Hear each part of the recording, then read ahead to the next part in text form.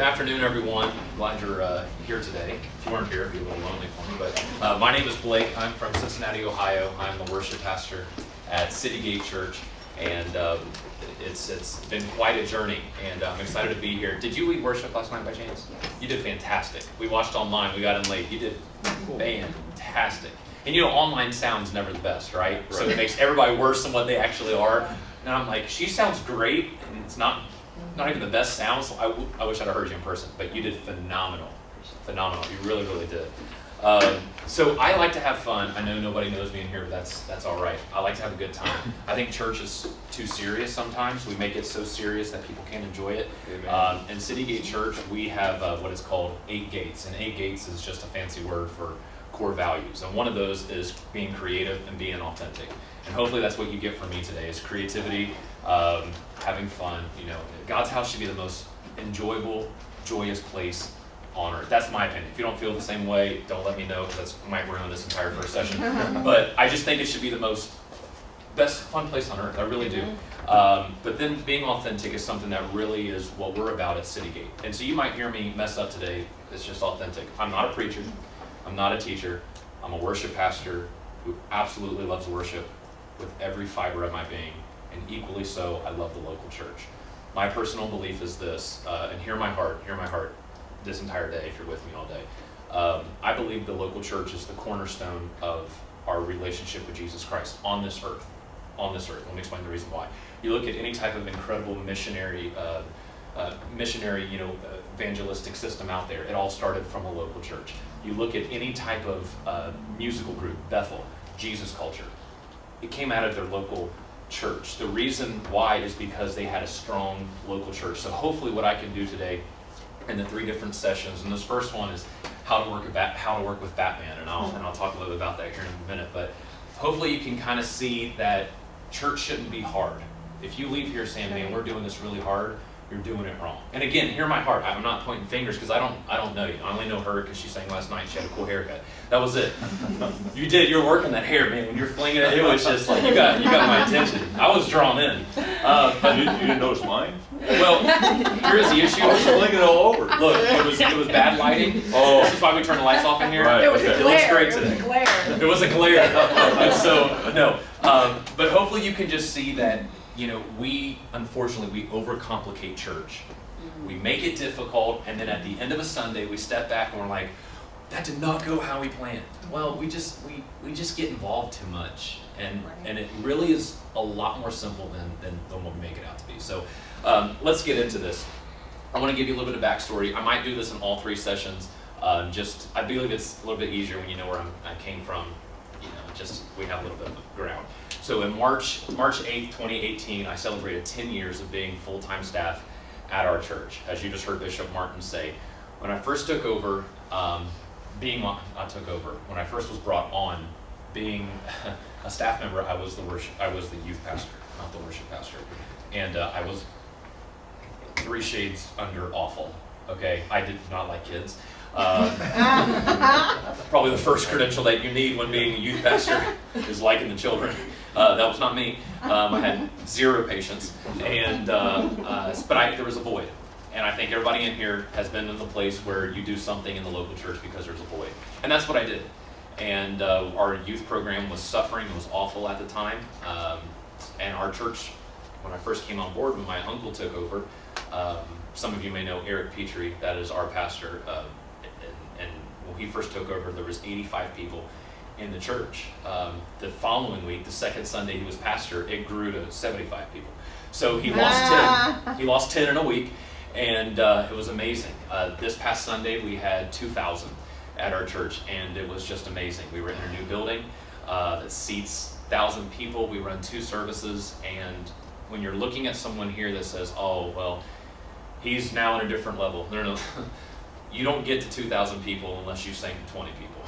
You don't have multiple services unless you do a Wednesday night crowd and you have more people on the stage than you do in the congregation. I want you to know from me that I've spent more time in the valley, and I'm already getting emotional. I've spent more time in the valley than I have on the mountain. And that's why the view from the mountain is so much better, that I will do everything and every fiber in my being to continue staying on top of the mountain. because every single one of us in here know what that valley feels like. It has a different view, it has a different smell, it has a different mental capacity that I don't want anything a part of anymore. And so when you hear me talk today, I don't want you to think like, oh, well, now he goes to a big church, we're not there. I don't know, you guys might run 5,000 people, that's awesome. It's not the point. The point is we can all do one thing that can change our track and to get us onto growth and to get us onto bigger thinking. And hopefully we can do that today. So that's a little bit about where we've been and where we are now. And now I'm the music pastor. I've been a music pastor for 8 years. And the second I stepped into my calling is the second the devil started fighting me. He didn't fight me one time as a youth pastor because I was too busy fighting the youth. So the devil was like, no, he's got this under control. I don't need to fight him. He's already killing the kids. I took him up to Cedar Point one year and I'm like, I'm leaving half of you. You know, I do not want you coming back. The van ride home, I was like, can somebody, I wish there was Uber because I would have sent 10 kids on that Uber car home. I don't care if you get back to your parents. But no, the devil didn't fight me. It was the second that I stepped into my calling and when I was placed on this earth that the devil said, oh, okay, they threw a target on me. If the devil's not fighting you right now, you should be extremely scared. Because if he has nothing to fight you about, you're probably not doing what you should be doing. So just always remember that when you have a target on your back, you're doing something worth fighting. All right? So let's get into this. How to work with Batman. Blake, what in the world are you going to teach us today? Well, it's very interesting because at our church, they call myself and our pastor Batman and Robin, the dynamic duo, the 1-2 punch. And they do that because of our relationship. Hopefully in here, if not, is anybody a senior pastor in here right now? Are you? Isn't that funny? I knew you were, and I did not expect that, which is so cool. That's awesome. So, okay, great. So this is about you. I'm getting ready to make you guys feel important because you are. You guys are Batman. For everybody else in this room, I need you to know this. You are not, nor will ever be Batman. Okay? You're not. You're not Batman. And again, hear my heart. I know this is going to be like a little like, who the heck is he talking to? I'm just talking to all of us. Because the worst thing that worship pastors, media guys, people up at the sound booth, and we know sound men are going to hell, you know, because we just know that like, they have their own agenda up there. They don't like what you told them in a meeting, so they're going to make your mic squeal. We know how that works. You know how that is, right? You get up to take the offering, and they're like, mute. So, but anyways, no, the pastor of the church is Batman, and that's what he always calls us. The reason in that duo, the reason why that relationship is so important is not because of Batman, it's because of Robin. Robin has to know his place. Now, if we look at superheroes, now, is there any superhero fans? Avengers just came out. Okay, so I'm addicted to it. This is my wife, Jennifer, right here on the end. She's critiquing me, rather than women don't know that. But we have a 5-year-old son. He just turned 5. His name is Memphis. And we love superheroes so much. We just celebrated his birthday on Sunday. He just turned 5 on Sunday. I literally went to Walmart, Target, online, and I bought him every single superhero there was because I, don't tell him this, I'm living my childhood out through him right now. And my bank account thanks me for it. But we love superheroes. And I'm like, man, this is what a perfect time because the movie just came out and whatnot. But one thing about, hi, welcome. You've missed so much and I can't repeat it. Sorry. You neither. He's the superhero. I hope Subway was worth it. Dude, you have no clue what I'm talking on right now. Do you like superheroes? Sure. Yes, he does. What in this world? All right. So, anyways, we love superheroes, and one thing, if you know anything about superheroes have what? They have superpowers, right? The Spider-Man, Peter Parker. He's just a normal boy, but then he has this thing to where he can climb all walls and stuff like that. You look at Superman. He was a man, Clark Kent, right? He goes into the booth and then he can like burn things with his eyes, and he can hold up a meteorite from hitting the earth. However, Batman has no superpowers. None. Try to find one. He's not. He is a rich, spoiled kid with really cool toys. That is Batman. Now, with all due respect, Pastor, again, hear my heart. That's what pastors are, even though we know they don't make money very, very well because they're there for the local church. But here's the thing. We look at pastors, though, as a superhero. We expect you to be perfect every single day of the week so that we cannot be perfect. We know Taekwondo. Do what is it now? We know Taekwondo. Well, you're wearing black, so I believe that. So I'm sporting Johnny Cash, and I know you can be the other. So, but here's the thing, though. Pastors are nothing more than just regular people, too. They still hurt, they still get in the car, and they still say, wow, that was the worst sermon I've ever preached in my entire life. Man, I wish I would have given that. Why did I make that comment like I did? Why did I do it? But we think that they're Superman. We think that they have these extra type of special powers, and we should just look at them like, hey, you're not allowed to mess up. You live in a glass house, and we have to see that. But unfortunately, Batman, which is really what I think a pastor is just a normal person that knows how to work well with people. That's where Robin came in. And that's where I kind of want to get into this teaching today. And we're going to do some parts. I'm going to give a quick lesson. Again, I'm not a speaker. I just like to talk. All right, I just like to get real. I just like to talk. And I want to take questions at the end. Because I hate going to conferences and like people leave and they're like, man, that was good, but can you answer my question? You know what I mean? So I want to save that to the end. But let me just read a couple things. The reason why Batman is so awesome isn't because he has superpowers or incredible strength, but because he understood the principle of training and developing. Pastors, if you're mad that your staff's not doing nothing, you're not training them, that's not their fault. It's not. People who knew what it had to take from good to great is what I think Batman. He's seen something in Robin, and he's like, you know what, I can make them great. And if you want to write this down, always remember, good is the enemy of great. I don't know anything about your church, which is why I love this position, because I don't know anybody in here. If you're satisfied with good, then keep going. It's the easiest, most attainable thing. How was service today? It was good. It was good. For us at Citygate, that's not even close to being acceptable. Do you know why? It's because Jesus gave his best all the time. He gave the greatest thing that he ever had, constantly, all the time. When we come into a church service and we're just like, hey, if we've not practiced yet with the worship team, it's okay. We're just going to flow in his spirit and we're just going to let the Lord move. My Bible says, study to show thyself approved. I don't think you could have the approval of God if you're coming in here saying, just hit me a G real quick. I just don't, again, this is all me personal. We would never hit the stage at Citygate Church unless we've had a rehearsal separately. The band rehearses separately together. The singers rehearse separately together. If you are having, again, anything I'm saying sparks, just write it down, write it in your phone, and I'd love to answer and go more in depth. If you are having worship practice and you're doing the band and singers together, it needs to be the first thing after you leave here, you do it separately. Because when the band's messing up, your singers are over there getting on Facebook and they're becoming distracted. You always need to have band and singers rehearse separately. Well, that's just not what we need to do. Okay, you're doing it wrong. Like, you're just being honest, right? Hear my heart, I'm just being authentic. You're doing it wrong. They have to learn separately. That's the only way that they can come together and form this incredible bond, this incredible duo, and just kill a worship service. When I first took over, we had we just called it choir director. He wasn't even a worship pastor. We just called him a choir director. They had rehearsal following a Wednesday night service. So you still had people in the crowd talking, and somehow the worship team is supposed to be learning a new song, and people's distracted, and I was a drummer at the time. And I'm like, I can't concentrate because you got these kids jumping on pews and they're running across throwing Nerf balls. You can't do that. I mean, and when I first took over, I'm like, why do we have rehearsals on Wednesday night? Why don't we have it on Thursday? And like, I just began to change stuff. Why does everybody rehearse together? It doesn't make much sense to me. Why can't we have it separately? And when we did that, we just seen like literally overnight growth. And so our worship team, we minister separate. The band gets there 30 minutes before, so the band is 6:30 to 7:45, 8 that they'll rehearse. Singers are from 7 to 8, and then at 8:15 we'll come together and run the entire set. And that way we've learned separately. If the sopranos are having an issue, I don't have to make the band just sit there and pick their nose and just wait around and get distracted. I like to keep people focused. I like to keep them streamlined. Like, I give mints. I put essential oils in the air so that they're focused. I'm telling you, I do it. I tell you, and it's our worship practices, how are you? Our worship rehearsals, hey, it's good to see you, are the most fun, enjoyable thing, and this is the reason why. I know that people are getting off work. Some of them didn't have any dinner. They're not focused. They're stressed beyond the max. I want to make that hour and 15 minutes that I have with them the most fun and enjoyable hour and 15 minutes. I have this thing, I love to wear hats.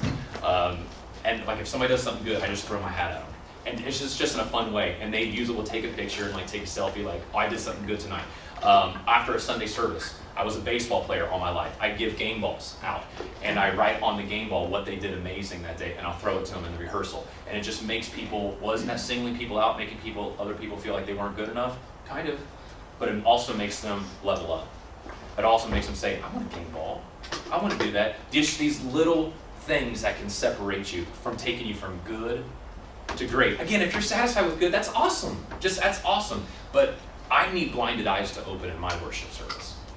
I need somebody in a wheelchair to get up and walk out of that. That's what I believe for. When I sing and when I lead worship, I am singing for that person who can't even see what we're doing. And we have it. We have an entire deaf ministry. I can't wait till their ears just explode and just in the worship service, and they don't need the translator anymore. I just get fired. Like I feel the Holy Spirit right now because I get so. I know it's going to happen. If he did it before, he can do it again. I know that can happen. There's not a doubt in my mind. But I don't think it can happen if we're just coming in on a Sunday and winging it.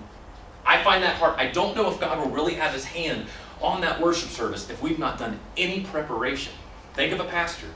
If you're preaching to me, sir, and you've not prayed 1 hour that week, I don't know how much that word's going to minister to me. Now, I believe we have praying pastors in here. I believe we have pastors that study and do that. But why doesn't the worship people do it? We're more concerned with how we look sometimes than the actual spiritual side of preparation.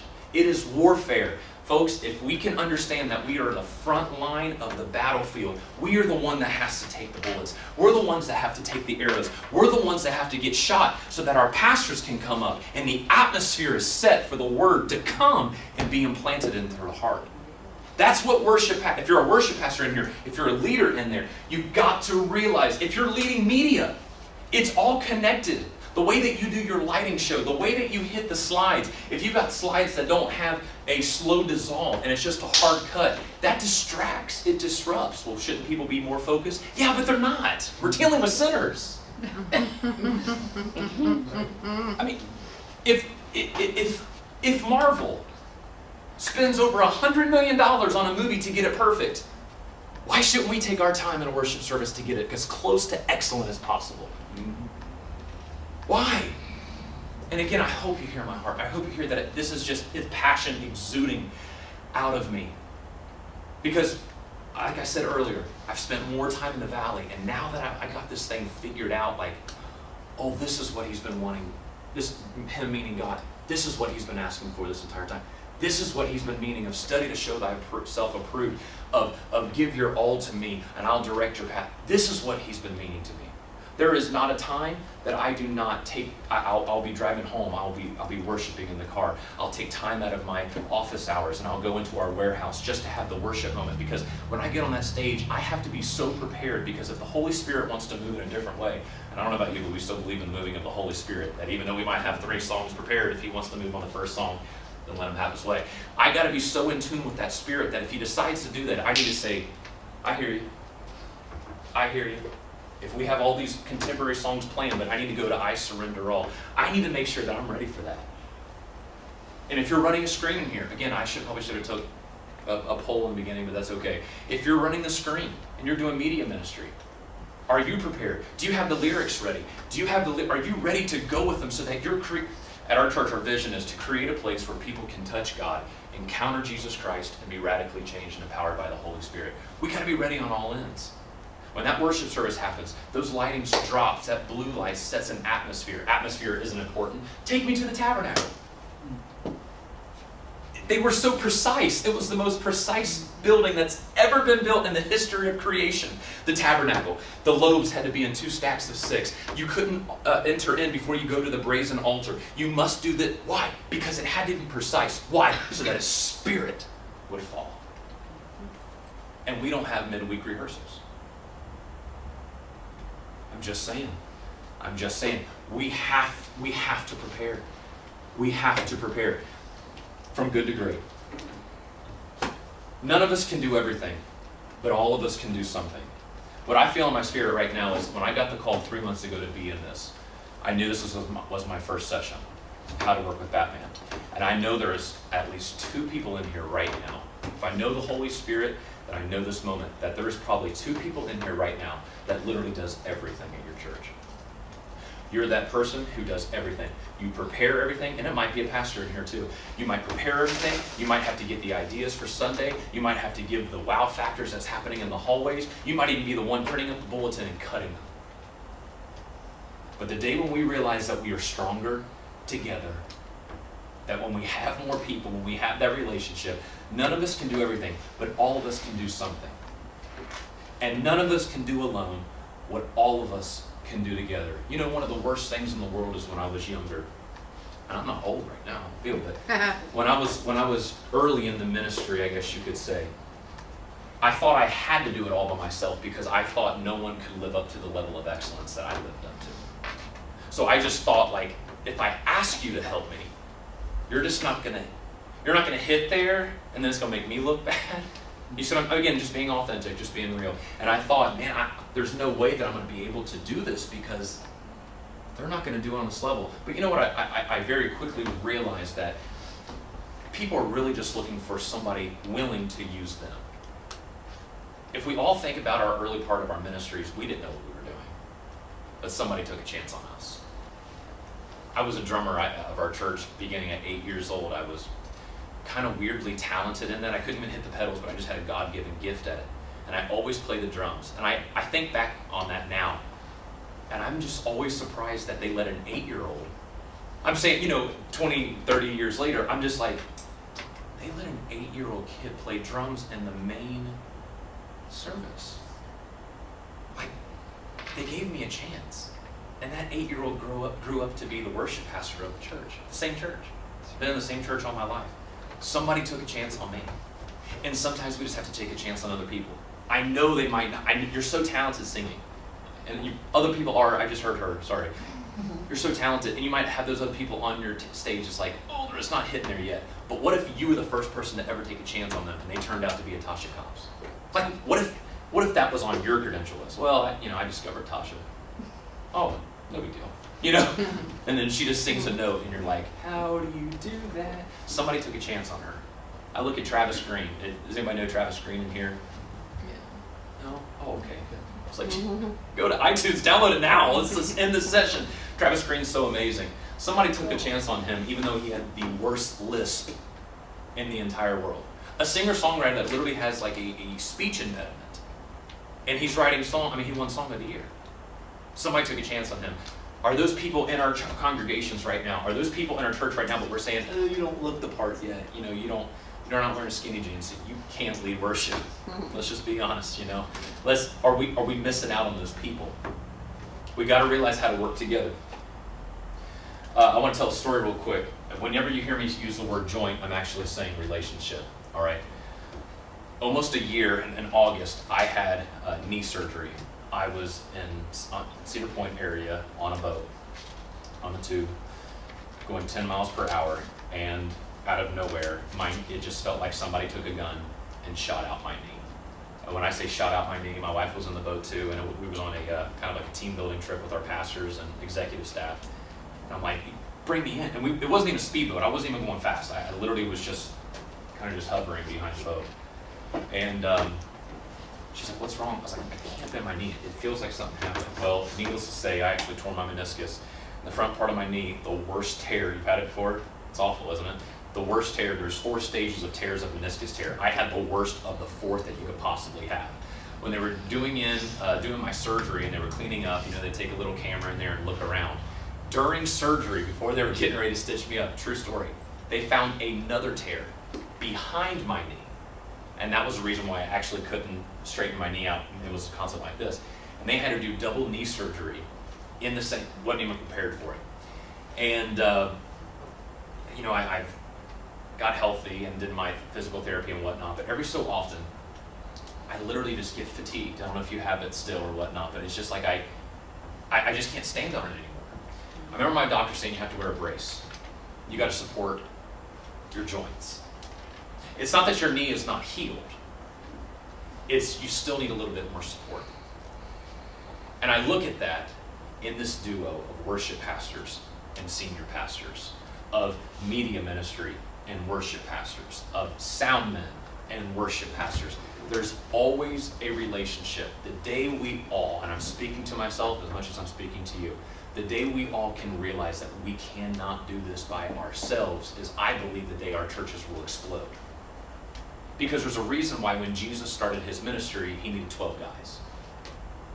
You're telling me the Son of God, the one that knows tomorrow before yesterday even happens, couldn't do it on his own? but he knew the purpose. And each of those 12 guys a lot of them were mess-ups. I mean, Peter had an anger problem worse than anybody on this planet. I mean, cut your ear off, you don't like it. Or the wrong thing, there goes your ear. You know what I mean? He had an attitude problem. But yet, Jesus had to use him. He even chose somebody that eventually was going to betray him before his death, and Judas. I mean, think about these people that Jesus chose. You don't think he would have chosen the right people off the bat?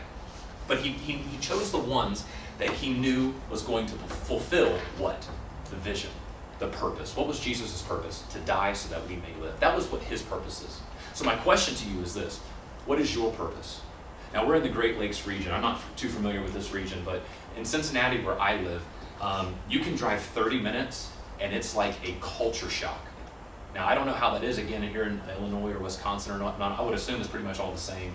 But you can drive, and you can just feel like you're in Beverly Hills. The homes look like hotels. And then you drive, and homes are literally being held up by 2x4s. I'm saying so the thing is we have to realize that a lot of times our relationships, what is your purpose? Are you a church for outreach? Then you have to support your joints with relationships with people that can thrive in outreach. What type of music program do you want? Now, we're a melting pot church. We don't say we're multicultural, because that means that in your church there's going to be different cultures. We have one culture, and that's the City Gate culture. We are diverse. That's the difference. People say that our church is multicultural. That scares me when I hear that, because that just means that you have a lot of different personalities and usually a lot of different cliques, and that's just never good. So we have one culture, and that's the City Gate culture. That's the City Gate culture. We love God. We love people. We're Christ-centered. Strive for excellence. We are creative. We are generous. That's the culture of City Gate Church. But we are very diverse, and we have people coming from all different backgrounds. We have business owners sitting next to people that's on food stamps. We have multi-millionaires that don't even know what to do with their money sitting next to people that would absolutely $20 would change their entire week. And we have to be sensitive to that. We have black people, we have white people, we have Hispanics, we now have Chinese people. It's crazy. And it's not just like one or two. We have a membership of like 2,400, run 2,000 on a weekend and stuff. And you just see, it's just a melting pot. We say we're a church that looks like heaven. And it just feels like that. It feels like, but we have to know our purpose. At our church, we don't have a dance ministry. Why? Because that's not the vision of our church. If you want to start a small group and do it, go for it. But we know that with what our vision is, what our purpose is, we have to have certain relationships. Our joints have to be supportive so that we can really bring what our purpose is to the city. Our purpose, our mission statement is Christ, cause, and community. We always promote Jesus and always do it with the cause. The community will be blessed by it. And so take that to your area. I mean, if you're a support pastor in here, a worship pastor or whatever, you can go to your pastor and say, hey, you know what is this church's purpose? Like, we do a lot of great things, but what is our purpose? And in the next session, I'm actually going to talk about a department store model that I really think will have a lot of help for you. It's something that we started 2 years ago, and man, did it saved us money, and it helped our vision. But anyways, I'll talk about that next session. This is really, really cool, and I don't know where I'm at on time, but they started really late too, so I apologize if I'm not being able to get to all of this. What I would want you to know if you were my leader, don't all of us wish we had the courage to talk to our pastor, like, straight up, with respect, but just like, hey, can I tell you really what's on my heart? Can I really just be honest with you? These are these questions. Our pastor was the one who gave this to us, and he said, hey, for the next hour, we brought in lunch that day. We sat there for 5 hours, and we all answered these questions. And when we did this, we had understanding. That relationship, those joints that used to ache and used to fight each other, got bonded, just like putting on a knee brace. And we just had the best relationship out of all the staff, because of these questions that was answered right here. Please just don't tell me what to do. Teach me how you think. I would choose what I felt was the best songs on a Sunday, and Monday meetings came, and he's like, that song was awful. And I'm like, why? Well, because of this reason. Well, I wasn't asking the right questions. It wasn't until that meeting came to where I'm like, teach me, what do you consider a good song? And we got on these level playing fields of, he doesn't like radio songs that's on the radio that really doesn't take you into worship, that more performing. He doesn't like that. Well, I'm like, my thought process was, but everybody's listening to this throughout the week, so when we get on a Sunday, they're going to know it. He's like, yeah, that's great, but a lot of them are just performing. Again, this is just our church. I'm not saying they're bad. I love radio songs, whatever. But this is the biggest question that we have to ask ourselves, ask our pastors, ask our leaders. If you're a sound guy in here, if you're a screen person, and you work directly underneath your worship pastor, if they keep telling you the background slides, the motion slides that you're choosing are awful. Just because we're singing about fire does not mean you need to have a motion of a fireplace behind me when I'm singing about fire. I say that because we had it. So, all-consuming fire, your heart, and I turn around, and I'm kind of just log into see-through.tv, and you see the way that I lead. I'm very eccentric. Probably can't tell right now, but I really get into worship. It's hard to stand still when you're standing on a ball of fire, and that's kind of the way that it is for me. So I get very, very excited. And I was leading, and I was bringing the congregation. Never forget this, true story, promise. I'm like, come on, everybody, join in. And I turn around and look at the screen, and there was a fireplace, literally behind the lyrics, and I'm like, how do I do this mid-song to get that stupid fireplace just because we're singing about all-consuming fire? How do we get that off there? But the issue is the screen person thought they were killing it. They're like, you see what I'm saying? So I got to look at it as a leader. Whose fault is that? Is it my fault? How are they supposed to know what's in my brain if I've never told them? So really, I promise you, this question really can answer a lot of stuff. It really helps me when you tell me as much as you know, as soon as you know it, in the spirit you heard it. We love to learn at City Gate Church. We go to conferences, we go to seminars. We just got back from Elevate at Pastor Stephen Furtick's, and it was just incredible. And our pastor will come back and, I don't know if you guys are like this or not, but he'd be like, all right, we're changing everything. All right, I want the drums over there. I'm going to now preach from a hydraulic lift on Sunday. And I'm like, hold on. What's happening right now? I thought we had Father's Day. Yes, I need 4,000 donuts on Father's Day for everybody. We're having donuts with that. Wait, time out. We're 4 days away. And the issue is a lot of times the vision of the pastor or the leader, it goes so fast that we forget to sometimes tell our teams. And then when we give them this vision, they kind of lose it's overwhelming. Is that what you said? Yeah. It overwhelms us. Sometimes these conversations have to be had with our leaders. Now, you're a pastor, and again, all due respect. If one of your people came to you and asked this, you would like it, right? Mm-hmm. Because you're taking initiative. I think that's sometimes where we get overwhelmed or fear. We're afraid that what you're going to reply with is going to demean us. Or the way that you're going to reply might make us feel like we're not doing our best. But that's where we have to get our joints lined up for that relationship. Please don't presume that I know the priorities. Expose me to what's important to you. What's very important to our pastor, and I'm sure you too, is an altar call. Unfortunately, churches in America now, it's just kind of like, well, we'll see you next week, love you. And I grew up, don't know about you, I grew up on altar calls, man. That's where people got changed, delivered, set free, was in those altars. And I remember my grandpa, he was a pastor of our church for 40 years before our pastor Eric Petrie took over. And man, that's when he started shaking his head and the spit started flying like a bulldog. You know what I mean? That happened in the altar calls. You know what I'm talking about? And we've just gotten away from it nowadays, and I don't know why. But what happened would be is the music would come up, at the end of his message, and we just play something kind of like, bleh. And he kept getting so mad at me on Mondays. He's like, why can't you guys build up? Why can't you guys play? Why can't you guys build up the music for altar call? I'm trying to bring people out to the altar. And I'm like, oh, that's what your goal is? And again, I didn't know that because that wasn't communicated to me. You might love a prayer mid-service, but we have to be able to communicate that to our team. And being that we have senior pastors in here, we have to communicate that down as well. What goes up has to come down. What goes down must go back up. In the long run, I would prefer the challenge of confrontation. Oh, that word. It's kept me up at night. In the long run, I would prefer the challenge of confrontation to the complacency of underperformance. Like I said earlier, I can't just be good. I got to give everything, every fiber of my being. I always say when I die, it'll probably be in a church service, because I know 100% that I would have given my all in that moment. I never want to leave a service that I've not sweated out of a shirt, that I've not, got a headache from hitting that note so high or something. Again, being tongue-in-cheek right now. But the purpose is I want you to be able pastor, I want you to be able to come to me and say, hey, look, you killed it. Those first 2 songs were great, but that 3rd song, you were checked out. Why?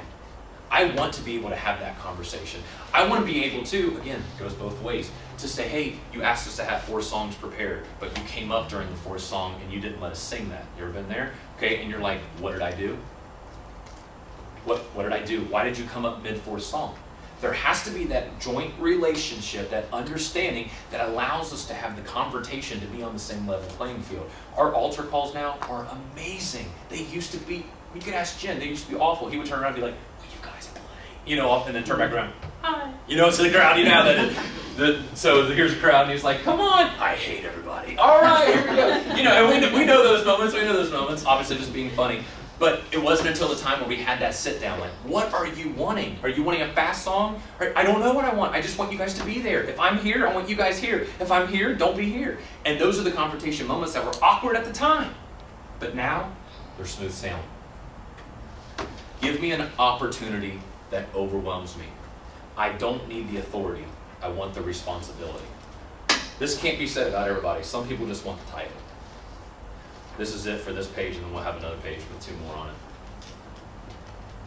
To me, I always wanted an opportunity to serve. I always wanted a chance just to be able to use my gift. That's what we talked about earlier. Giving people that opportunity to use their gifts and use their talents is really what we look for. It's when you think that I'm not capable of it, that I'm never going to be able to show you what I really have to offer. And that was such a huge thing. And if you guys at the end want to come up and take pictures, I'll go through it because I know there's stuff. I don't know if I can move this.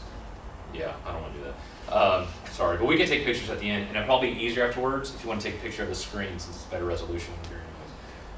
Your excellence is my expectation. Oh my gosh, this is one of the greatest quotes in the entire world. Your excellence is my expectation. What I do on Sunday, if I hit at this level on Sunday, it's expected next week. So in our Monday meetings after Sunday, man, y'all killed it. We did this, we played Do It Again on Sunday, Elevation Collective, and we did the key changes, and man, we just, I'll see you do it. You know, we're just killing it like that. People's moving, people that's not shot in 14 years are like, I like this, you know? People's doing that hit for us, and they're going with it. I'm like, I've not seen you move in 12 years. This is so cool right now. And so midstream, I just have these dueling guitars, and our stage is like really, really big. And we have 2 electric guitarists, and we just had them do this right on. I didn't even prepare for it. I'm like, play something real quick. And we do it, and it was awesome, and people were filming it, and it was cool. And I went over to other guitarists, and they did it. Well, our pastor said, that was like the greatest moment I've seen in 10 years was these guitars. And then he looked at me afterwards, he's like, now that was the bar. I'm like, shoot. Wish I had a recorder up there doing it instead, you know? And that would have been so much easier, because then you could level up from there. It was like Van Halen on that stage on Sunday, and it was so cool, the guitarist. And he's like, so that's the bar. What's acceptable today is expected tomorrow. And that's sometimes where it's hard. And the biggest thing that we wish we could tell our leaders, please push me. Patiently.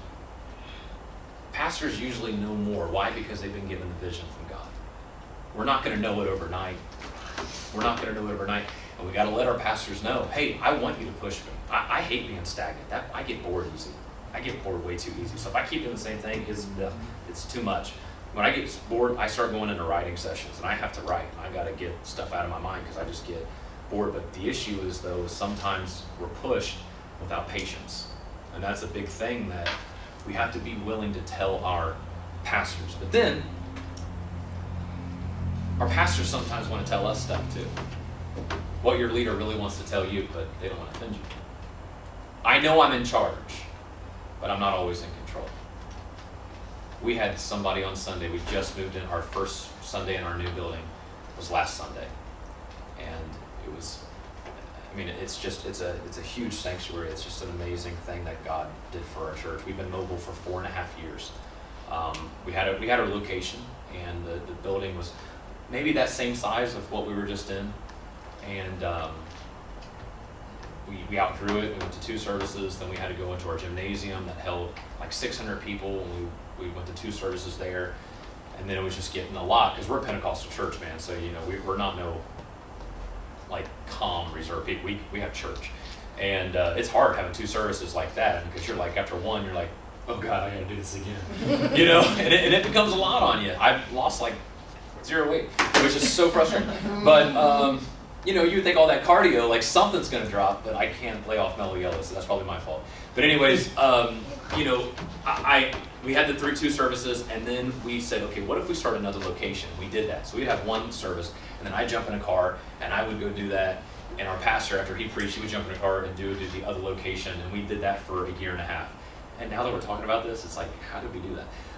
But we did it, and we grew the church. So we grew another congregation in another area. So we would have 2 services at 1 location, and then have another one in an offsite. We kept growing. We had to go into school auditoriums to have more seats. And we eventually, on Easter, we were at 3 services for 3 months. Full Pentecostal church. Guys, I'm telling you, it will kill you. If you're like a, you know, Andy Stanley Baptist type of church that's just kind of enjoying, which there's nothing wrong with that, I love Andy Stanley, but that's just not us. It physically weighs you down, aside from the mental aspect of it. But physically is like, oh, how can we do this? And when we got this new building, we went back to 2 services, and it's much easier. But we had an instance to where we have our front row, you know, because it wraps around, so there's probably, just on the front row alone, probably like close to 100 seats just on the front row, you know, that wraps around. And we had someone who sat on the front row, was very distracting. They didn't know any better. I think there was potentially like some, you know, issues, developmental issues, which no big deal, you know. But what happened was it became a big distraction because they had like a cane, and they would start waving it right in the front row, and then they would throw it, and then they would stand up and take their shoes off, and it was one of those things that, you know, we always think like this. We want everybody to be able to have a great experience at church, and our church is open for everyone. We do not say if you look this way or act this way, you're not welcome here. That's not the way it is at City Gate Church. We're a church for everyone, regardless of your background, anything like that. But anyways, we had an instance, and our pastor said, he's like, you know, I know I'm the pastor of the church, but in that moment I have no control. What am I supposed to say? Well, you can't get on a mic and say, can you stop that? I mean, that degrades that person on the front row, but it also brings attention to that. Either sometimes pastors, they just want to let you know, like, man, I know I'm the head chief here, but I'm not always in control. Your quickness determines my confidence. If you drop something, I doubt everything. We call it change. You ever heard, like, you know, janitor has those keys in his pocket, but usually has that pocket of change too, and they kind of whatever. We call it change. The more that you kind of do something without being told, we say you're gaining change. And I'm going to go through these fast. Am I running out of time? That's not working, I don't think. That's right. It is it right? Okay. I'm going to go through these guys. I'm sorry. I love it when you make it look easy. Now remember, this is our pastor talking to us now. I love it when you make it look easy. It cripples me when you complicate it. Oh my gosh, we'll be in our Tuesday meetings, and pastor will be like, hey, so man, that was really cool how you did that in the congregation, handing out those first-time guest bags. How'd you do that? Well, okay, so on Tuesday, 2 weeks ago, we put an order in. And then that got held up by FedEx. And then FedEx, you know, they delivered to the wrong location. Isn't that funny? And then, so he's like, I don't care. Why do you, sometimes we make it overcomplicated. And all you're asking is, hey, that was great. Where did you get the bags at? No big deal. Let's make it look easy for him. Oh my gosh, the less credit you need, the more value you add. I think there's a reason why Billy Graham was so, I mean, does any of us know a better person than Billy Graham? You know what I mean? It was just the most humblest individual that's ever been on this earth. And to think that even secular people say, man, he was just so humble. He had, millions of people in his crowd sometimes, and never bragged about it, never cared about it. The less credit you need, the more value you add. Just don't carry it out. Think it through. Make it better. Sometimes pastors will give a task. They'll give us tasks, and they'll say, I need you to do this. And we do it exactly what they ask for. But really, I think sometimes they're expecting us to think through it. There's a reason why we're on staff. There's a reason why we're on the volunteer staff. There's a reason why we're on the executive staff. It's if you have an idea, let's make it the best idea that's ever been possible. But sometimes we just give them what they ask for, and that's kind of underwhelming sometimes. Please prioritize our purpose over your position. Man, if we had an organ on that. Please prioritize our purpose over your position. The purpose of our church is Christ's cause and community. If we lift Jesus up, it will help the cause of the church. It will promote Jesus. And then in return, it helps the community. We can't say that, hey, if we sing this song and I hit this note, we might have somebody important in the crowd that I'll get recognized for. That's the biggest thing that this is saying right here. Please prioritize our purpose over your position. And then sometimes, I think pastors, and again, this is something we went over with our pastors, so I'm not just doing this on my own. It's a privilege to lead you. Because in the back of your pastor's head, they know they can't do it without you. Remember, it's just the joint. It's lining up. And again, after the session, if you want to come take pictures, it's fine, but I'm going to move on just to ask questions at the end. We always hear he was the God of Abraham, Isaac, and Jacob, right? We've always heard that. But Jacob was faithful in what his brother Esau didn't value. It should have been the God of Abraham, Isaac, and Esau. But Esau did not value anything. Jacob did. And that blessing was sent over to Jacob. And that's why today we all say it. He's the God of Abraham, Isaac, and Jacob. It was because Jacob was faithful in what his brother didn't value. My question I want to leave you with today is simply this. What do you value? What does your pastor value? How can you put your effort and your energy and your focus into that vision? Because if you believe like I believe, vision starts from the head down. He's not going to give a worship pastor, remember, we're Robin, he's not going to give a worship pastor a vision for the church, for the worship pastor, then they go tell, hey, God told me what our vision for 2019 needs to be. That's not the way, that's out of order. There's a reason why the book of the Bible is called Numbers, because it's all about, there's a reason for it. He gives it from the head down. And if you say, I am in this local church, I'm going to support you, pastor, I'm going to follow your vision, then follow his vision. Because hopefully his vision came from a much higher authority. The vision of your church, more than likely, is completely different from the vision of our church. It probably is. And that's okay. That's why there's many churches, because there's many people out there. So ultimately, how to work with Batman? You got to get to know him. Your Batman is a whole lot different than mine. If you have no relationship with your pastor, leave this conference, call a meeting, get to know him. That's the only way you're going to be able to flow in a worship service. That's the only way you're going to be able to see that. Your team, though. Are you the worship pastor of your church, I take it? Obviously. If your team doesn't know you, how can they? Because you're Batman to them. You know what I'm saying? I'm Batman to our team. I have a music director. I don't even do anything with the band. We have an MD that does that. But I make sure that in those moments I'm still connected with the band, because on Sundays they're flowing with me, even though I really don't have any communication with them. Our band director does that. But they look at me as their back. What type of relationship do I have with them? And I don't treat everybody the same. The way that I talk to Amanda, one of the Sopranos, is not the same way that I talk to Simeon, one of her, because they're different people. I have to, in that relationship, I gotta communicate differently to them. So yeah, you work with Batman as your pastor, but your team is looking at you. And you got a lot of Robins. And that's what's challenging sometimes, is getting to know them.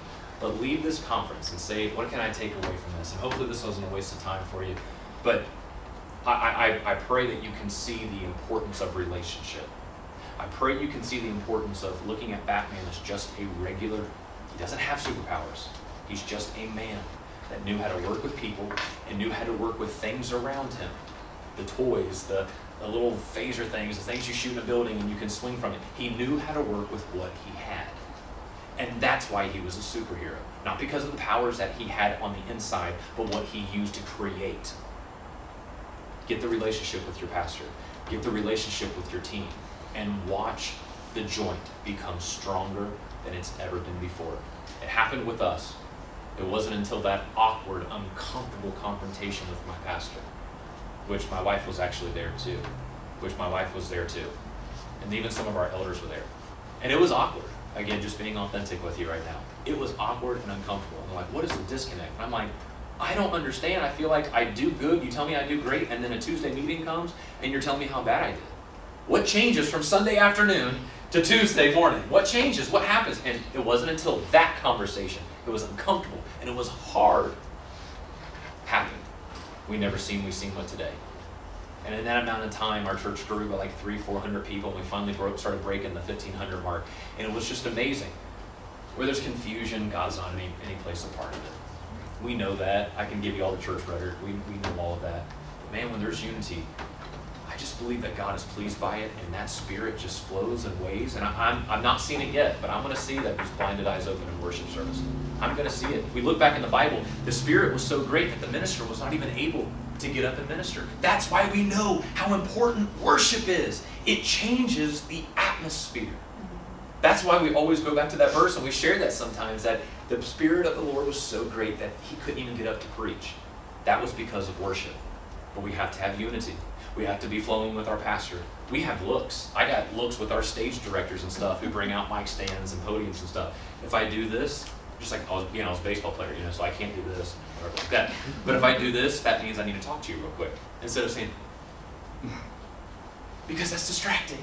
It's distracting for people. We got to hit that level of excellence. So I just look over, and he's literally like glued to me the entire service backstage. And I just look at him, and I just do this. And he knows at the right time he's going to come out, and I'm going to give him my question, and it's going to be good. It's because of that relationship. It's relationship. It's relationship. So hopefully, again, that was helpful to you. We have a few minutes left. Any questions on anything that I talked about, or did something spark something that maybe you're going through? If I don't have an answer, I'm not going to give it to you. I promise I won't make up an answer on the spot, but I would love to, if there's anything that we talked about today that maybe you have, and we can talk about it. Anything at all? Yes, ma'am. What do you do when, okay, so we have a pretty good worship team. For some reason, I'm the leader. I had a stroke like 6 years ago, and I used to sing good. But since the stroke, it took me about 2 years, and I'm still about 80% to where I was, but my husband, who is the pastor, wants me to be in charge of this because there's no one else.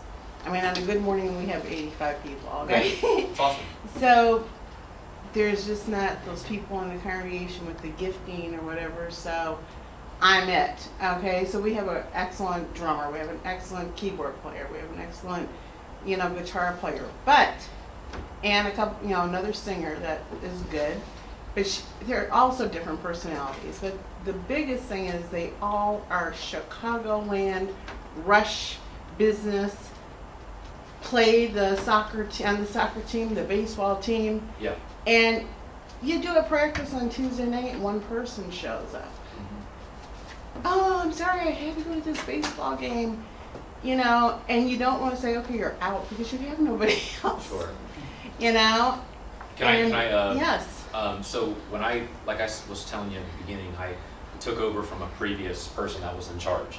And I knew that this was a calling that I had, and I knew that if I continued in the way that it was never going to grow, and it was just really going to be a frustration and a thorn on my side.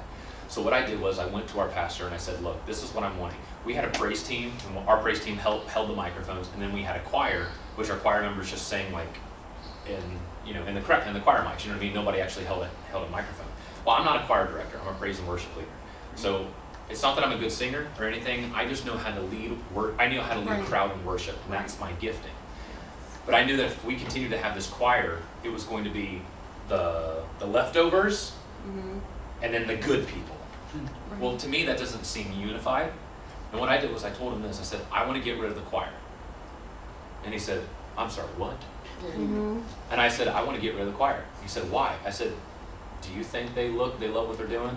I feel the joy of the Lord falling fresh on me. Are you serious? If that's what joy looks like from an almighty God, I want nothing of it. And so I said, how come the praise team's holding the mic? I feel the joy of the Lord. The person in the choir. So what we did was this. On a Wednesday night after service, I'm 21 years old, right? I know everything. I had an all meeting with the entire team, and I said, hey, I got some bad news. Effective literally right now. No, I'm serious. This legitimately happened. I promise on my life I'm not making any of this up. I said effectively right now, this church no longer has a music ministry. People, because I'm a jokester, I love to have fun, they're like, you're silly. And I said, guys, I know I'm a funny person. I said, I know I'm the laugh guy. But we no longer have a music ministry. One person kind of seen my face and they said, are you serious? I said, I'm being dead serious. This was our last for Town Worship Center. That's what our church name was at the time. We no longer have a music ministry. Some person said, wait, what does this mean? We're no longer going to have worship? I said, as of right now, we don't have it. So thank you for your faithfulness and your support. Now, guys, effectively right now, we are getting ready to start a brand new ministry at Town Worship Center. And if you want to be a part, we're next Sunday, we're going to have after church open auditions to be a part. And what I did was I started a clean slate. If you're working off a sand foundation, nothing's ever going to be built. You have to start fresh, you got to start over, and you have to start clean. If you've got great talented people, then you have to know, are you up there just to be, remember, is this for your purpose? Is this to make you look good so you can take selfies and post them on your wall so everybody knows you play an instrument? Or is it you're trying to see people saved? I don't need background singers, I need worshipers. I don't need people that needs to make sure that their hair looks good before they go out on stage. Again, this is what's important to us at our church. We got a lost and dying world out there that's being sucked up by millions every single day, and the church is just sitting back saying, we're okay. We've done it this way for 20 years, so we're just going to continue to do it. We couldn't do it, so I did it. I clean slate. And then guess what? Every single choir member except one did not come back for the audition. So I was able to flush that out because they didn't do it anymore. And so we had one choir member that tried out, and guess what I did? I had them on the team. They were completely tone deaf. They weren't good. Every Sunday we just muted their mic when they sang. That's it. But they were great. Hello. And that's what we did. But we did a clean slate. And then that's when I gave out expectations. We know if there's no vision, people perish. So if you're telling them that, hey, just come and play, but you don't have to show up to rehearsal, and you've set that precedence, that's not their fault. Yeah, They're just doing what you put in place. it's true. So I have what it's called, and I'd be more than happy to email this to you. I have what it's called a survival guide, and our survival guide is how to, in a sense, operate, do worship at City Gate Church. We have an audition, we have an interview. That's with our team directors and our team leads. They do it. And here's the thing. Well, Blake, you have a bigger church now. I did this when we had 125 people. So that's what I'm saying. Like, we had 4 people on stage because they were dedicated. So trust me, this is not just something we started. I've been doing this now for 8 years, and I started this a year and a half into being a worship pastor because I just knew there's no way we're going to grow if we continue on this path. So start fresh, and again, I'd be more than happy to send you over that survival guide. And then after and it's just a fancy word for policy and procedure for the team, that's it. But if there's no policy, if there's no procedure, I mean, if we have somebody scheduled to play instruments and they don't show up to Thursday night rehearsal, then they don't play Sunday. Now, I also have more people that can play on that, but that was something that I did in the beginning. And we would sometimes go without a guitarist. And they would be in the congregation on Sunday, and they'd be like, hey, I could have played, man. I was like, yeah, but I needed you there on Thursday. So I had to teach them. And it's hard. It's not easy. But if that just meant I got up there and did worship by myself and had no background singers, no praise team members, then I didn't do it. But they were going to know how serious this was. This is worship, man. This is ushering in the presence of God. I can't just joke with that.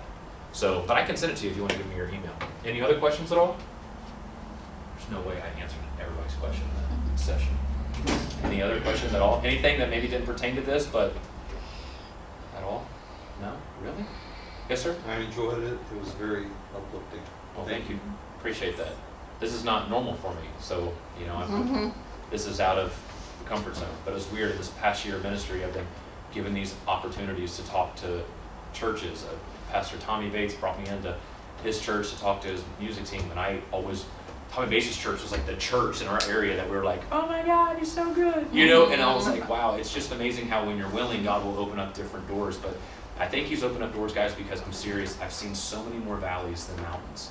And we're just now seeing that it feels like stuff is going good. We don't have problems weekly. It's like things are worked out. But I'm telling you, it was years of frustration. It was years of banging your head against the wall. Why is this not working? Why do people not come to rehearsal? Why does the sound guy get there 5 minutes before service? Right. But when you take a step back and you look at it, it's usually because we're not communicating anything. If you don't want them to miss rehearsal, you've got to hold them responsible for it. I mean, it's really that simple, because here's the thing. If they're 5 minutes late for work, I promise you that work is not going to pay them. True. But at the church, we're just like, well, it's okay. Right. It's not okay. This is God's work. This is the only thing in this world that's going to last. This is it. Everything else is going to burn up. These projectors, everything. But what is done for Christ will last. And that's why I got to give it the best. That's why our team's got to give it the best. So thank you. I appreciate that. Anybody else? Any questions at all? Well then, no? No questions, but, well, actually he's got one. I was just gonna ask, what's your favorite worship album?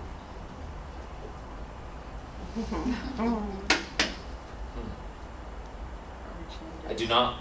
I think with this new generation of singles that come out, I don't really like albums because people just release, like when Reckless Love hit, it wrecked everybody, right? It was just amazing. Yes. But they just released that individually. You know what I mean? They just released it just by itself. But I love black gospel.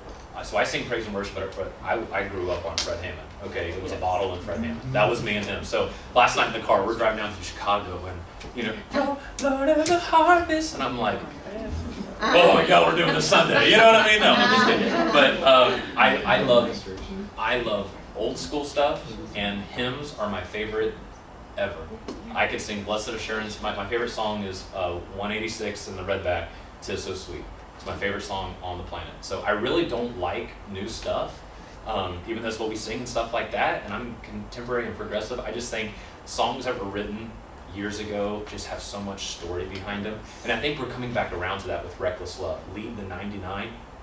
Oh my God. Like that is just, that's overwhelming to me. So I really don't like albums. I love individual songs. So I know that wasn't the answer you wanted to hear. But I love hymnals. So that's my favorite and Fred.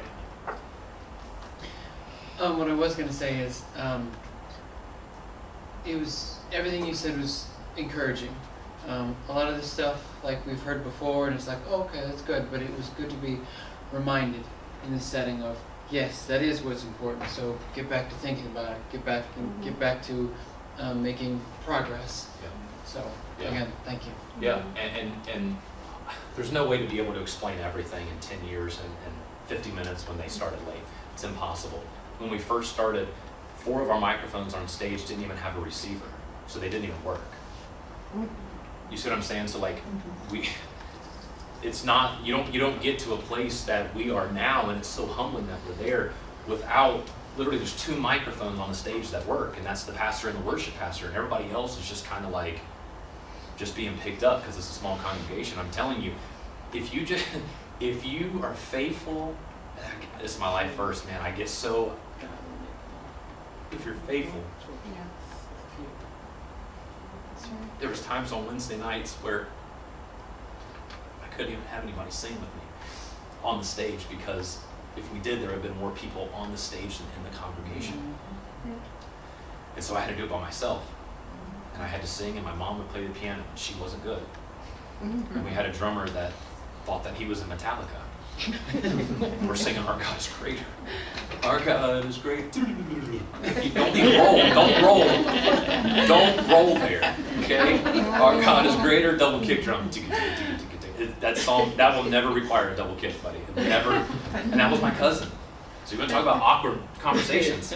How do you tell your cousin, hey, I'll see you at Thanksgiving next week, but you're not playing anymore. So you can't do it. It's hard. But we were faithful.